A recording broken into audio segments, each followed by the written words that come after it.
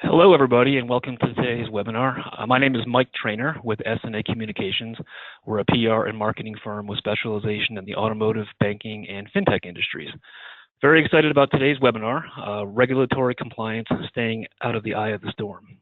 We're going to look at a topic that's critical for virtually any business today. Certainly, especially important in the automotive and auto finance industries due to a drastic evolution in the way in which we're able to interact and transact with customers, thanks to a continued explosion in a series of quote-unquote disruptive technologies.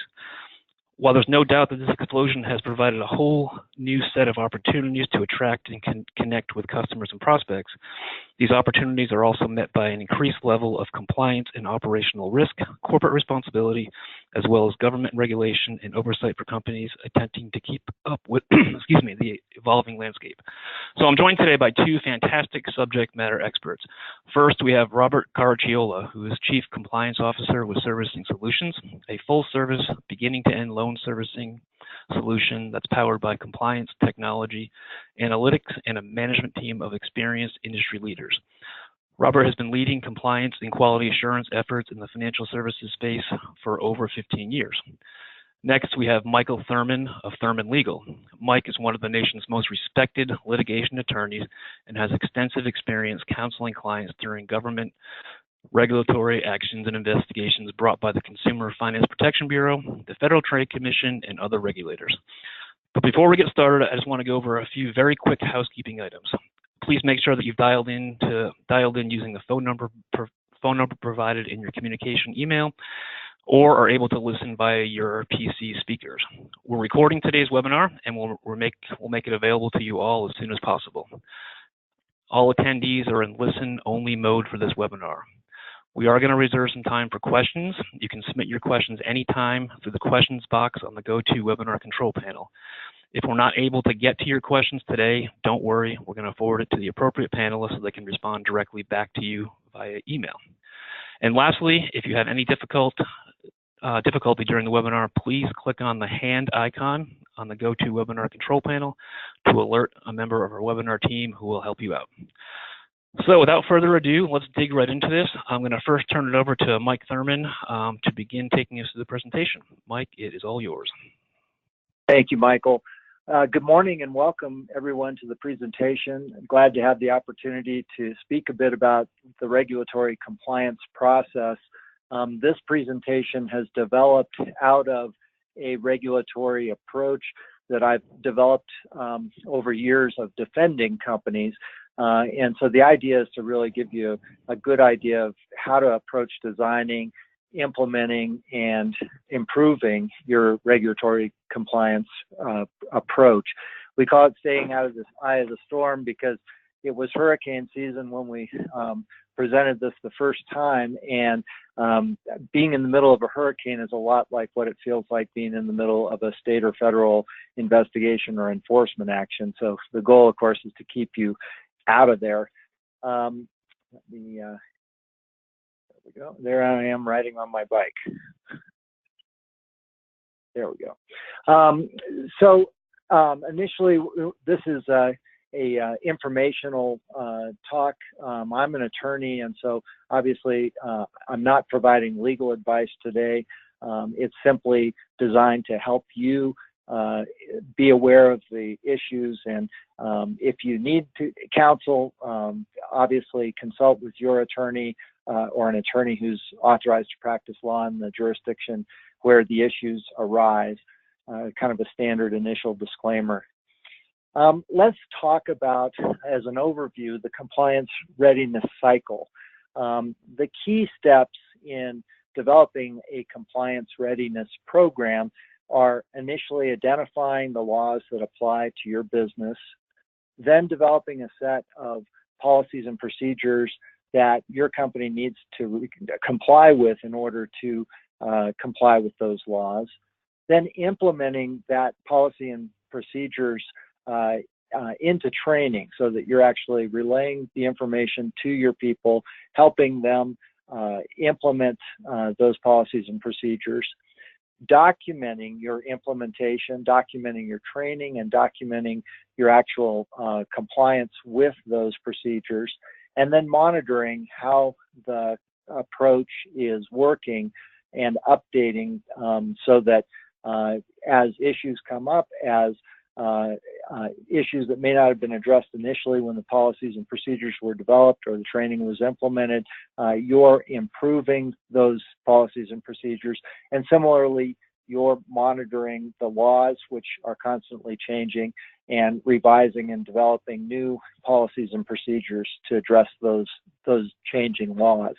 So the goal is really to have a cycle that starts and ends and then restarts and continues around and around, so that you're in a position to make sure that your steps to be compliant are being implemented. Let's talk initially about what compliance readiness is in the way we talk about this presentation. We look at compliance readiness being putting yourself in a position where not only is the company compliant, but you're in a position to demonstrate that compliant in the event that you're challenged either by potentially an attorney on behalf of a client or some other person represented, alternatively by a regulator looking into your investigation. So the goal is to develop a compliance program, which I think most companies understand they need to accomplish. But the key focus here is developing a program that you can defend. So it's a how-to process for putting together the evidence that you will eventually need in order to be able to respond to a lawsuit or a regulatory investigation, or hopefully not, but sometimes a regulatory enforcement action. So the goal is to develop the ability to quickly and efficiently prove your compliance with the law using this system. And Michael, I want you, or Robert, I want you to jump in at any time if you've got kind of additional information that you'd like to share. Yeah, thanks, Mike. First of all, welcome everyone. It's a pleasure to speak today, and I appreciate you all taking time out of your busy days to join us. I guess what I would add, and this is probably going to sound familiar to a lot of you, is that this compliance readiness cycle is really, it kind of underlays and it helps support a strong compliance management system, or CMS, that hopefully each of you have at your organizations. And a strong CMS is very well defined, whether it's by the CFPB or the FDIC. It's a system that works together, and it's how a company learns about its compliance responsibilities, ensures employees understand those responsibilities, make sure that the requirements are built into the various business processes, conducts adequate reviews and monitoring to make sure requirements are met, and then takes corrective action and completes remediation to fix any issues of non-compliance going forward. And hopefully, as a part of that, also to make consumers whole if they were impacted adversely in any way. And a CMS is also defined as having strong board and or senior management oversight, a strong compliance program, which means testing, monitoring, training, as Mike mentioned, policies and procedures, and then an independent compliance audit function. And I guess the analogy that I'd like to use is a car, right? A car is a working system, and if any part of that system breaks down, your brakes, your engine, then you may not end up getting where you need to go, or you could be in a very risky, dangerous situation. And so I like to think about both this compliance readiness cycle and a strong CMS as being a system that works together, that each component is very important. Thanks, Mike. Great. So let's talk about the various elements of compliance readiness. And as indicated in our initial slide, our first question is what laws apply to the business. Then what policies and procedures need to be implemented to make sure the company complies with those laws. What documentation, or from a trial attorney's perspective, what evidence needs to be created in order to prove compliance. How does the company train and track employees to make sure they're complying with the relevant laws?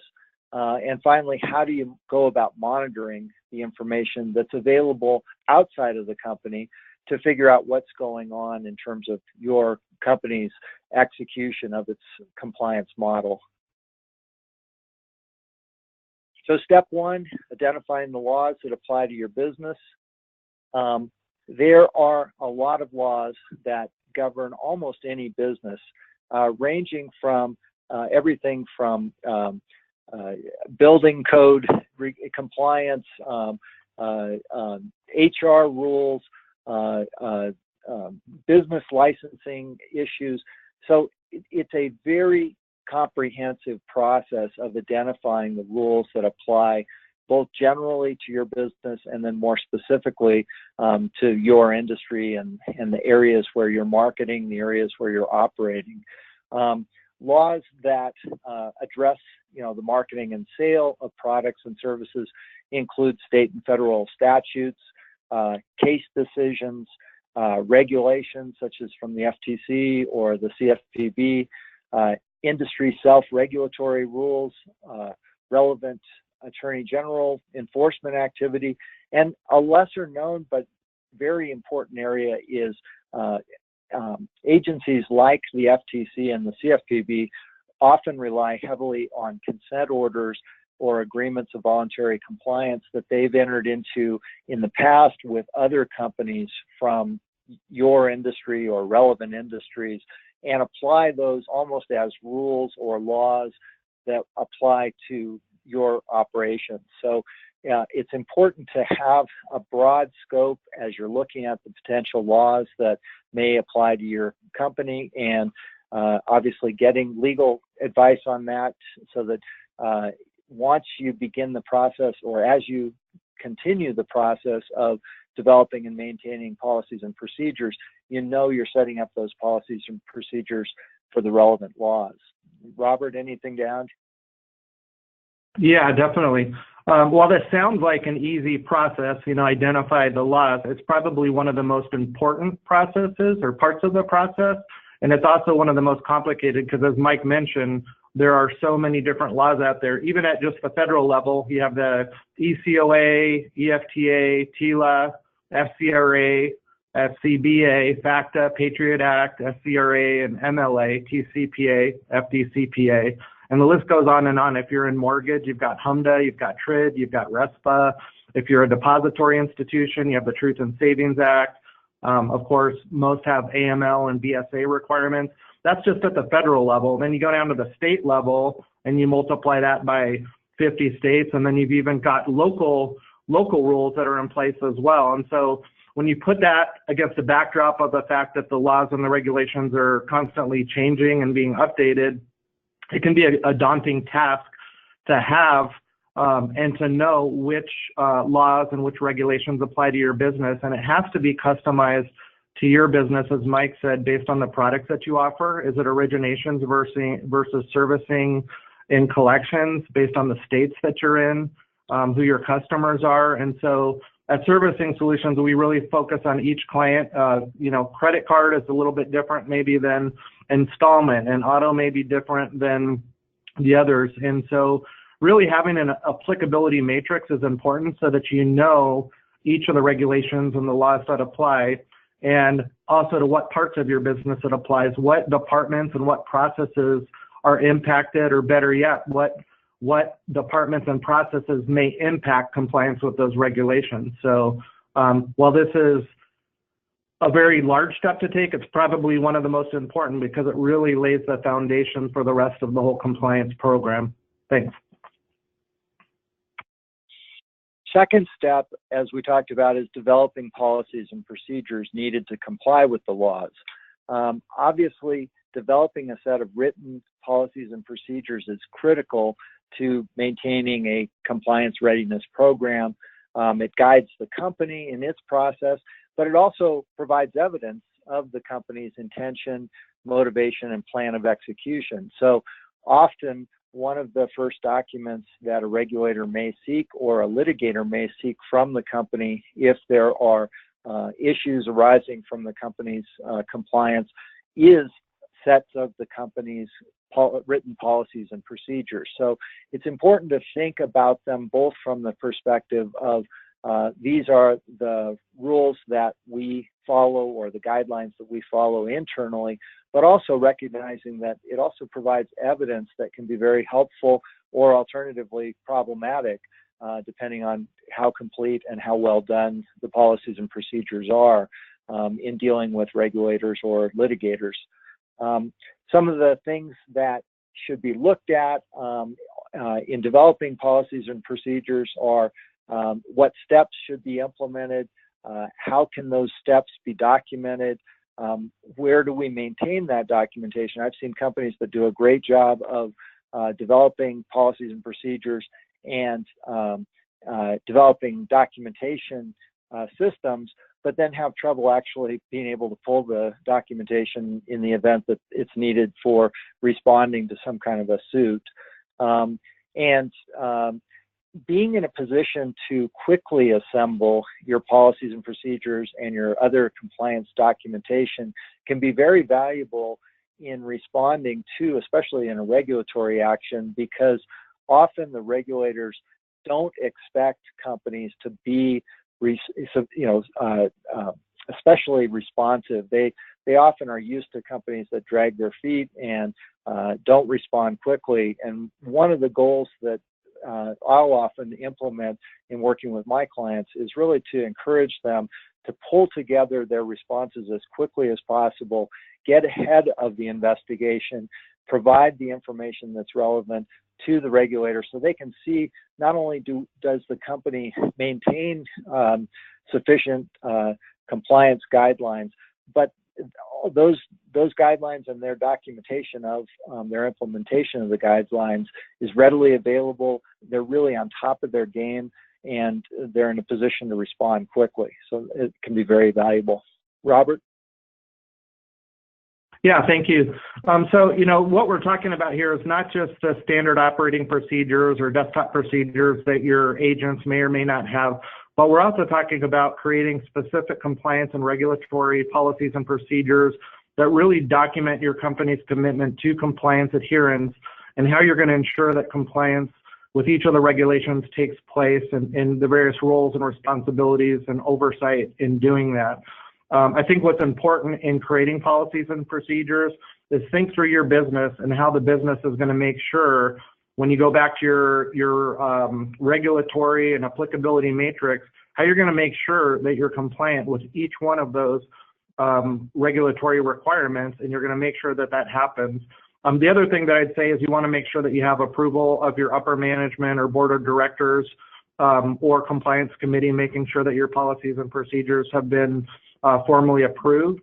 And then think about your policies and procedures as being a roadmap for your agents from the standpoint of consistency. They're going to need to rely on those. And so, some companies may take the approach that vague is better. I don't necessarily think that. I think what's important is how to specifically stay compliant so that the agents know what they need to do or not to do in order to remain compliant. And then the last thing I'll say is that it's very important that you treat your policies and procedures as a living, breathing document so that if the business changes, your policies and procedures change, and that you conduct at least an annual review, a full review, top to bottom, side to side, to make sure that your procedures are updated and accurate. Thanks, Mike. Just going a step further on policies and procedures, standard policies and procedures that should be included are complaint management systems, marketing material policies, including the process of reviewing new marketing materials or changes to marketing materials, document retention policies. Often these are guided by state or federal laws that require certain documents to be retained for certain periods of times, training, testing, and documentation procedures, and finally, policies and procedures for maintaining and updating each element of the program.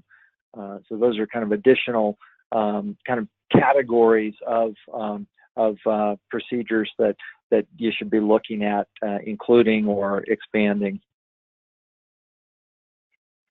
Next step in the process is training your people to implement those policies and procedures. I think developing adequate training is obviously critical to the process. But once again, from an attorney's perspective, or from the perspective of the company when it has to respond to an outside investigation or action, it's critical that that training be documented. And so the key is obviously you want to have written training materials that are provided to all the employees that are engaged in the relevant process. Any testing materials that you develop are maintained, and in effect, the company is maintaining proof that the training has actually taken place and the learning has actually occurred, so that it has lists of training dates with who attended the training, testing information reflecting that the employees that participated in the training were able to master the material that was presented, and then finally documenting steps taken by the company in the event that policies or procedures have been determined to be violated. So the key is really making sure that not only do you engage in complete training of the various policies and procedures, but also that you maintain documentation establishing that those policies and procedures have been rolled out to the employees, they understand them, and if they're not following them, the company's taking action to respond to those failures. Robert? Yeah, thanks. I think a good practice here is to maintain a compliance training schedule, and there's various methods of training. It can be computer-based. That's very handy because not only does it provide the training, but it also tracks results and that the attendance and that the training's been completed. Classroom training can be great. Sometimes even something as informal as doing team huddles and going through decks can be helpful as a reminder. I think what's important is to understand what the testing requirements are regarding whether or not an individual passes or does not pass. Keep in mind here, we're not trying to make frontline agents, experts in compliance. That, compliance definitely needs to know that, but the frontline agents do need to understand compliance. They need to understand what they need to do or what they should not do. And they also need to be able to understand when to escalate or ask further questions, escalating through a supervisor or if needed directly to compliance. The other thing I would say is that depending on your business, using real world examples that's applicable to your business can be really good for the people and the employees on the front line learning about compliance. If you're an auto loan company, then using credit card examples may not work and vice versa. So, again, at the end of the day, where the tires meet the road, it's very important that the agents understand, at least at a high level, when they're crossing the line or when to ask further questions. That's very important. Thanks. The next step is documentation needed to demonstrate the company's compliance with those laws. And the real trick is identifying evidence and creating evidence that can then be used to establish that the company was compliant.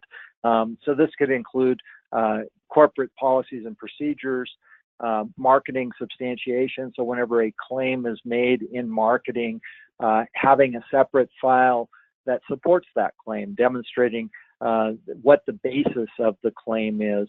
As we've talked about before, employee training, testing, and correction, interactions with customers, maintaining a complaint management system, complaint response system, and finally, third-party feedback. So to the extent that the company gets information or engages in audits or engages in a self-evaluation using outside sources such as the Better Business Bureau complaint websites or other websites that may provide information about whether people are happy or unhappy with the company.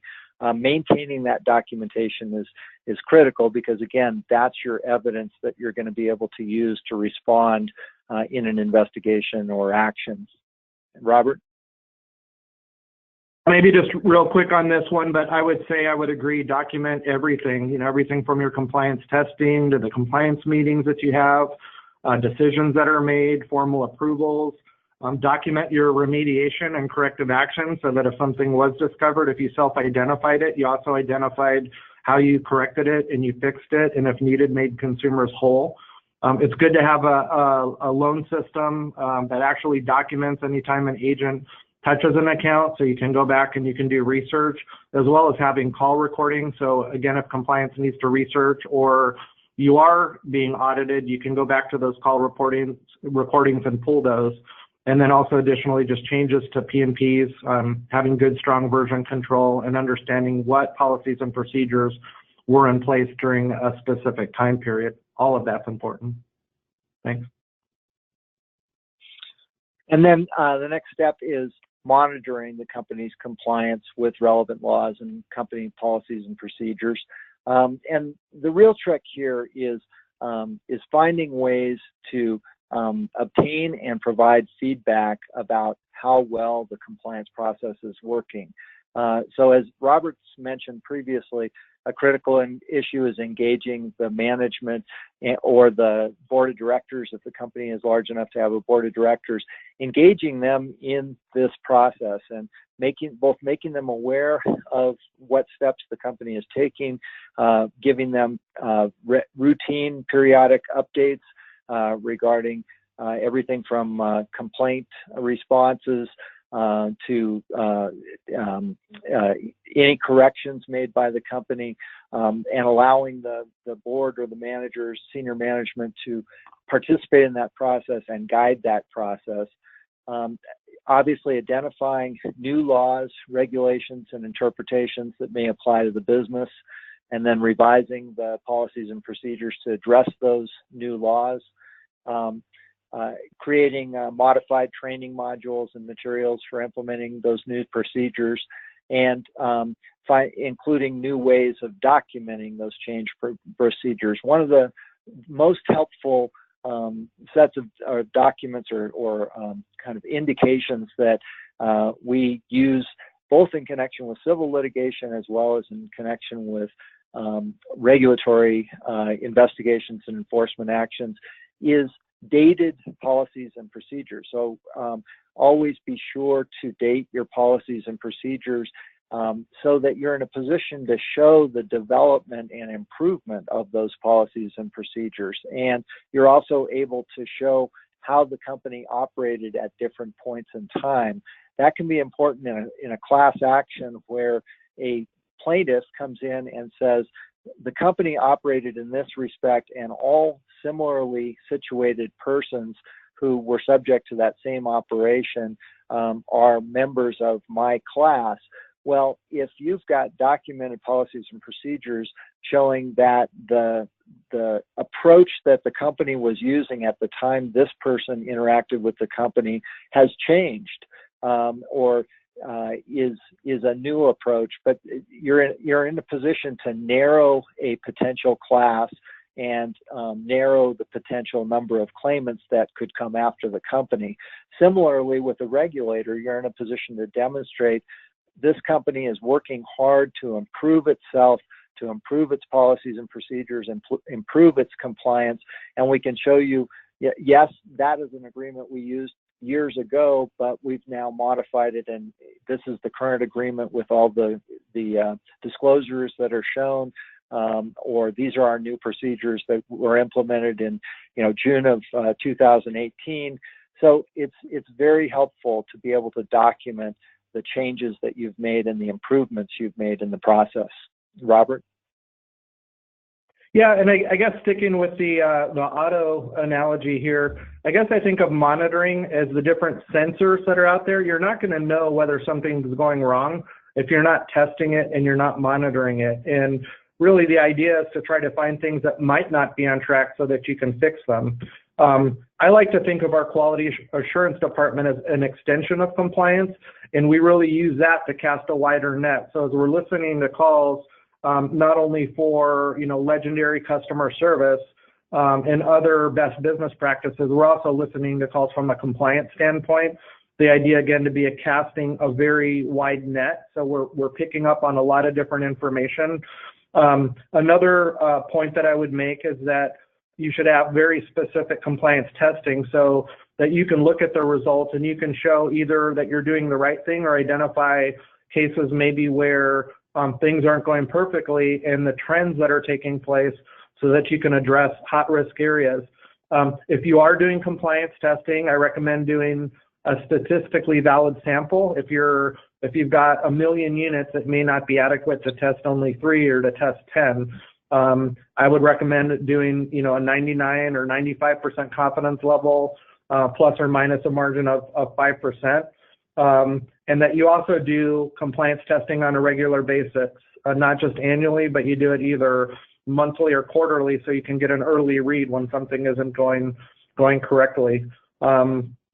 Lastly, I would say, in this day and age, the use of technology is very important. It used to be back in the day, I needed a battalion of compliance people and quality assurance analysts to listen to all of the calls. And if you're doing a lot of business, there are a lot of tools that we've adopted, such as post-call speech analytics and artificial intelligence that can cast an even wider net. While you may be able to listen to a lot of calls using compliance analysts or quality assurance analysts, using very good speech analytics can listen to 100% of the calls so that if somebody tells you to stop calling them, you catch that.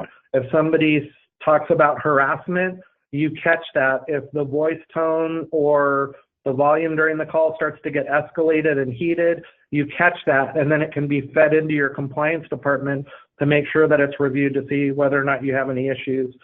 You need to look at the results, the trends, and you also need to remediate anything that comes out of compliance testing. So that's really where the tires meet the road. Thanks.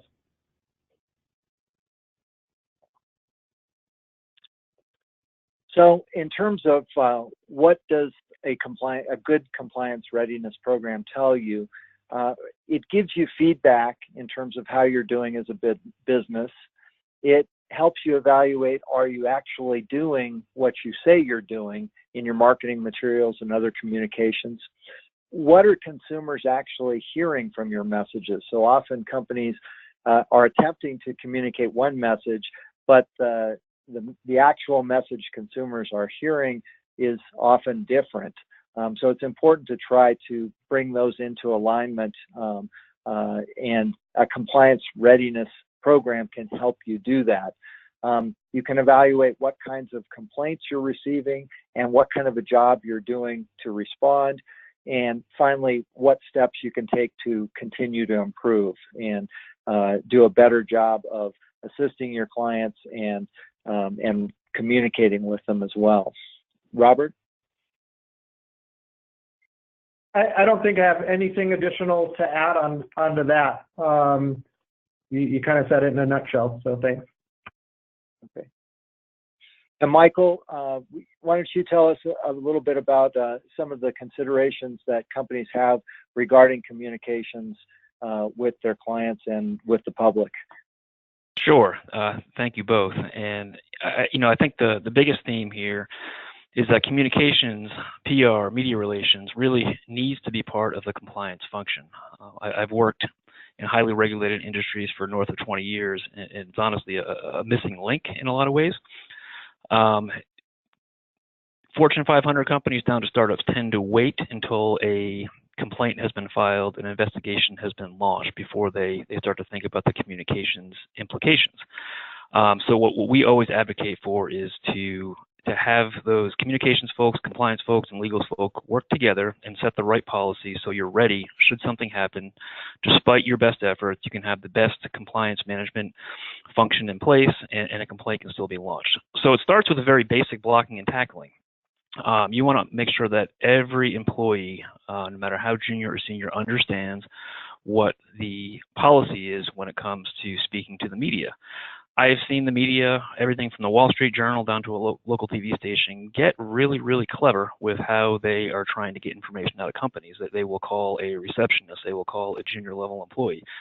And to a degree, that there's folks who have a little bit of, whether they're starstruck or they feel an obligation, they feel like they have to provide the media with some sort of statement, and that very often can go very, very poorly, both for the company and for the individual. We've had that be part of employment agreements for companies where a new employee comes on board. They understand they are not to speak to the press. They're going to pass it on to the appropriate person, no matter how benign the request might seem. Obviously, social media plays a huge role these days. The corporate side certainly is going to be managed more by the marketing function, but individuals have their own social media presences. Everybody's an editor or a media person to a degree these days. I often see folks that have a Twitter feed or a Facebook page that will say, views expressed here are my own. Well, that's easy to say, but if you're talking about a sensitive situation related to your company, it's still out in the public discourse. So employees need to understand that, and that needs to start from the beginning, not after the fact. Identifying and training spokespeople is extremely important. Speaking to the media, whether it's live or during an interview, is a real trick to it. And I've seen the most accomplished CEOs of large companies really struggle in a media environment. They feel like they have to provide more information than they do. They don't know when to stop talking, when it's time to stop talking. So training that spokesperson is extremely important, no matter how well spoken that person seems. And also identifying, that kind of speaks to the first bullet here, is everybody in the organization should know the proper channels to get to that spokesperson. The fourth bullet is one of my favorites, and we've all seen movies, with very dramatic uses of no comment. And I advocate for never, ever saying no comment. There's just an implication of guilt or defensiveness that comes along with that. Now, I understand that there's going to be situations where a company certainly cannot speak to a certain issue. But I just recently went through this with a client, a very high-profile situation, and their way of doing things was just to say no comment, no comment, no comment. And after a period of time, that certainly comes across as defensive and guilt. So what can you do in that situation? You can't really talk. There are ways of getting at a no comment without saying no comment. So depending on the situation, if it's an investigation that's been launched, the very basic of levels, you want to acknowledge that you understand that there is an investigation.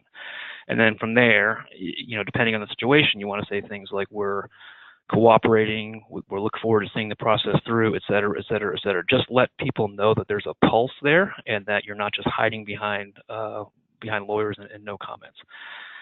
And then taking a step further from there is, you want all of your language, especially these days, to be authentic, right? So without admitting any sort of guilt or anything along those lines, if it was a situation, for example, that it was a data breach that was being investigated, you can get at a point where you're being very empathetic or understanding without admitting any guilt. So instead of saying no comment, you want to develop a statement that is along the lines of, our customers are our first priority. We empathize, sympathize with the situation that they're in, and we're taking every step possible to investigate and to remedy the situation. So those are some of the more common missteps that I see a lot of companies take, and it really starts at the beginning. So I would advocate for any company, especially in a regulated environment, to not wait for there to be a problem before you consider communications. Have policies, procedures, spokespeople in place, and it's going to make your life a whole lot easier, and really at the end of the day, prevent any serious damage towards your brand happening to the best of your ability. So I think that covers the slides we had to go through today. On the next slide, you'll see we have contact information for each of the panelists. I want to thank both Robert and Michael for taking part. It was a great discussion. And I want to thank everybody who took time out of their day to sit in on this. As mentioned earlier, a recording of this will be made available to everybody, so feel free to download that and share that with anybody you think would enjoy this. And all of our contact information is right there on the screen. Please feel absolutely free to reach out to any of us with specific questions, and I can guarantee you we will respond. So with that, Robert and Michael, thanks again. And if you have any closing thoughts, go right ahead. Thank you, Mike. I appreciate everyone's time and wish you all the best. Likewise, I thank both of you and everybody that attended today. I know that you're very busy, and I hope this information was helpful. Okay, well, thank you, everybody, and I hope you all have a great rest of your day. Take care.